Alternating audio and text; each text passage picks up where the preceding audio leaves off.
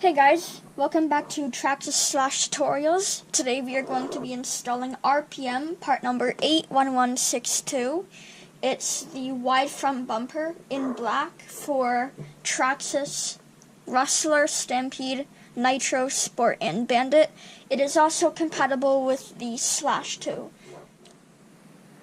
Alright, so this is everything you get in the package. You get the bumper itself, you get who it was packaged by, and you get 2 RPM stickers. Your RPM stickers may come in black or white, mine are in white. Alright, so this is probably the most simple modification you can do to your RC car. All you're going to need is a 2.5mm hex tool, and if you don't have one like this, you can just use the one that comes with your car. Alright, so to start, you want to flip your RC car upside down,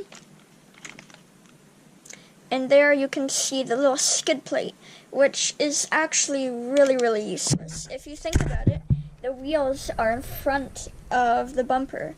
So all you want to do is you just want to remove the 2 screws holding it on. If it's a Traxxas Slash, you have to remove all 4 screws.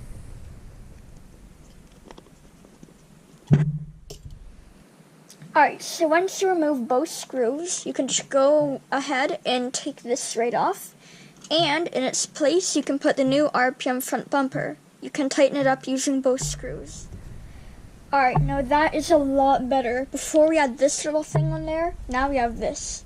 That massive bumper. Flip the car over. You can see the big difference that this has made. Anyways guys, thanks for watching. Hope to see you in the next one.